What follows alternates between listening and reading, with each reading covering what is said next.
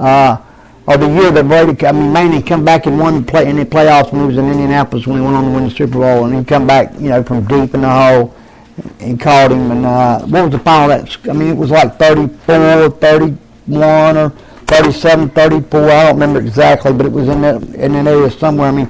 That's the kind of games we're used to with these two guys. We're not used to something that's kind of 42.5 over and under. And, I almost maybe wanted to say, well, over, just bet 1,000 on over and go on. But no. Slow down and look at it for a minute. Because you got New England also has the number 12 defense in the NFL. So you got the number 1 and the number 12 defense in the NFL. That's yardage-wise.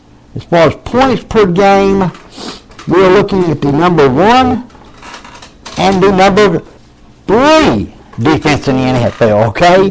So now this is where it gets hairy, guys. This is where it gets hairy if my stats ain't lying to me. Points per game. Let's click on over here. Come right across the board. We're both, we're down right there. 18-2 and 18-3. We're cranking it. That's where it's at, man. That's 36.5 points. Now, I'm going to tell you how these handicappers figure things, fellas.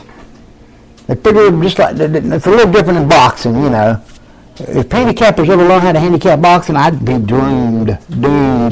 I ain't never seen money as easy as it's been lately in boxing. It's real easy. It is for somebody who understands the game and the technicalities of it and everything, the insides and outsides of it. The full breakdown of the sport. Maybe not at the Floyd Mayweather level, but right there, right up under him. And so, 36.5 points. The bookies in Vegas always take a team total and they split it. Okay. Let's say these two teams offensively average what they average per game, okay?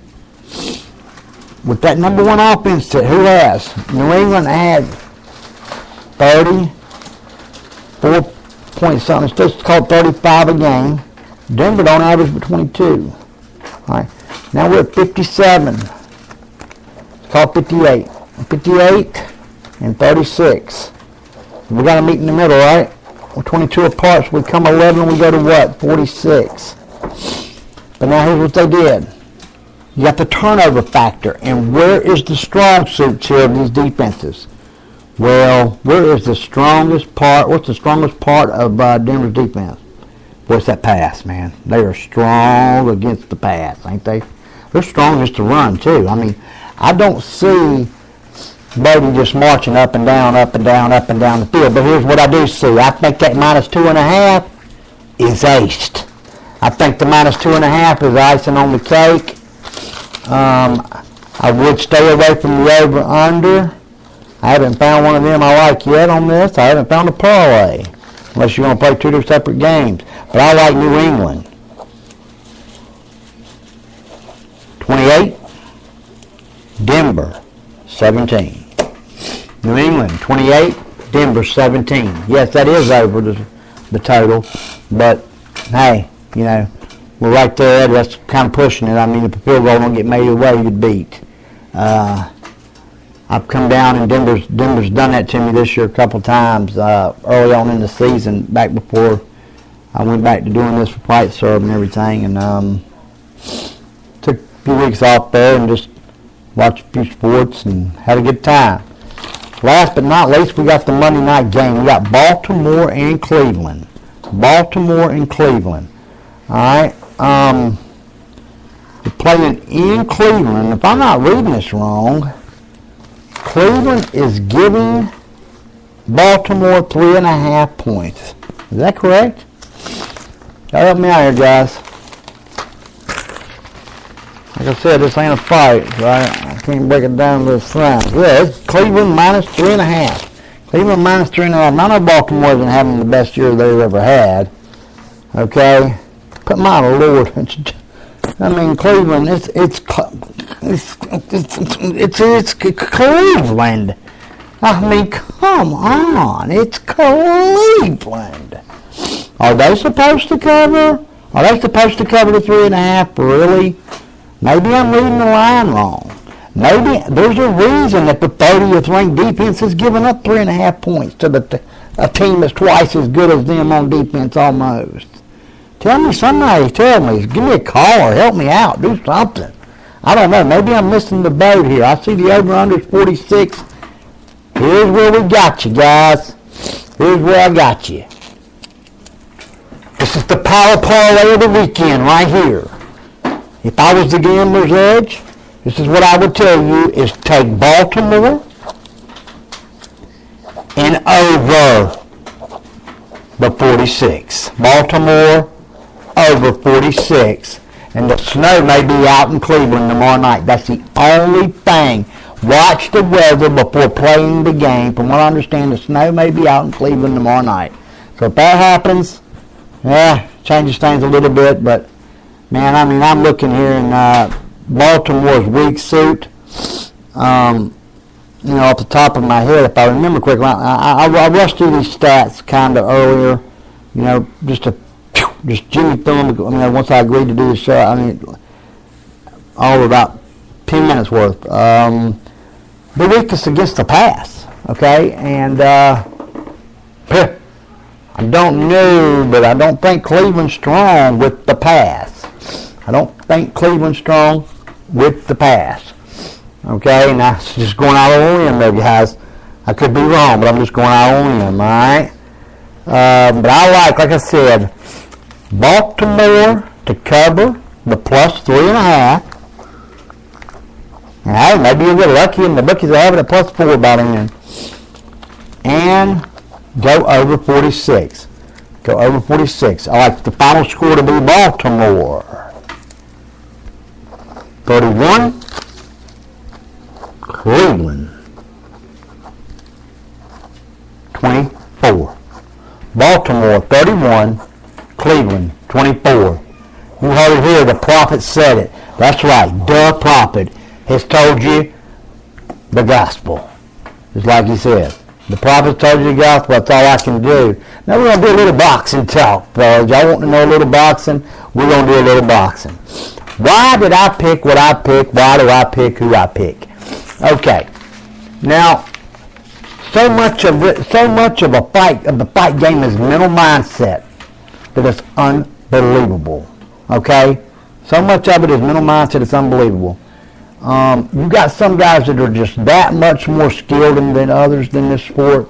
You got the Rigondeaux, you got the Andre Wards, the Mayweathers, the Lomachenkos, the Chocolatitos. You got them guys. Yeah, they're just that much better than the others, skill set wise. Okay, and I tell you what, I noticed in these forums and these things like this, and I pretty much got off Facebook because of it, because they're fanboys, man. They're fanboys. If you like Wood, you can't like Golovkin. If you like Golovkin, you can't like Wood. If you like this, you can't like that. If you cut off in, you can't like Wood. I mean, it's crazy. You can't do You can't think Pacquiao and Mayweather is good. Well, folks, they're the two best of our generation. In most people's opinion. I mean, it's all opinion based. In most people's opinion, I think Andre Ward's somewhat underrated. I was happy to see him get his. I didn't want to. Can I justify him going all the way back to number 2? I don't know. I don't know if I can or not.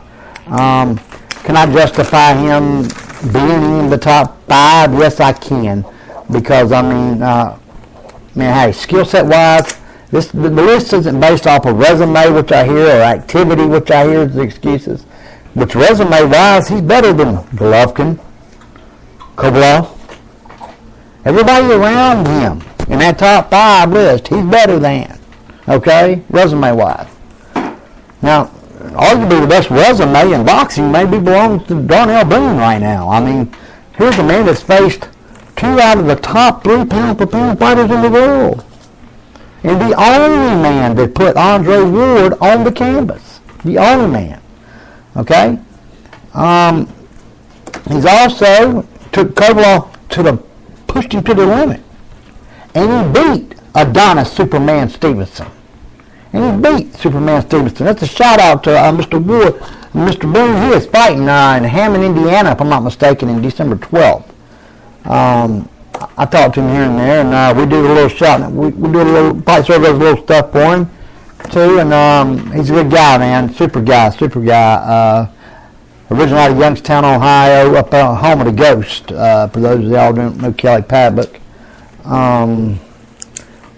Another champion story gone bad, kind of like Jermaine Taylor.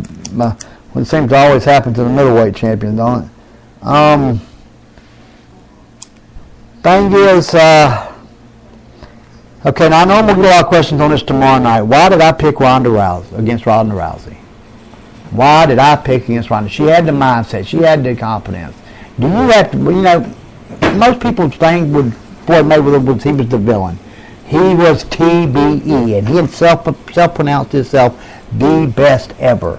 Well, folks, to be successful at this game, you better damn well believe they can't nobody alive beat you inside that ropes. That's what you better believe. When you step in there, when you tap gloves, you better damn well believe you're going to beat that other man. If not, you've lost the fight before you ever started. That's just the way it is. Now, that's a little different from where I went against Rousey.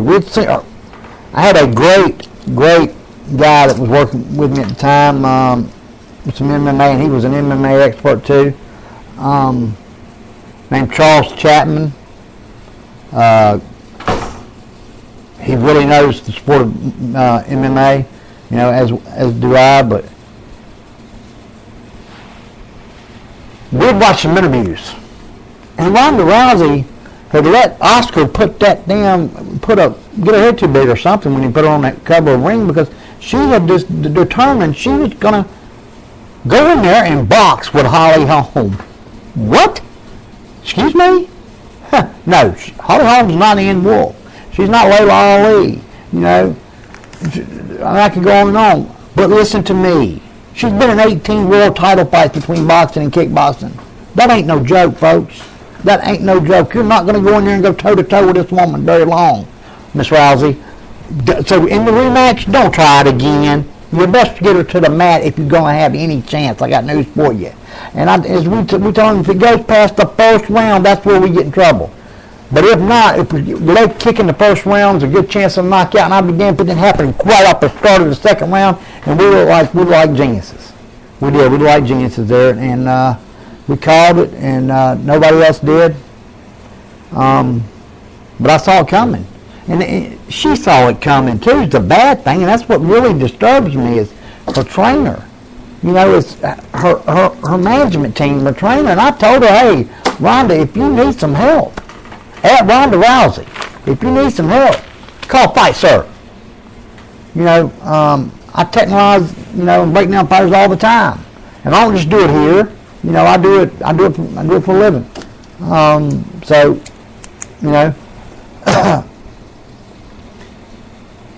Call me. We'll strategize that a whole lot different. You can't go in here you're going to try to trade hands with Holly Holm. Is that a joke?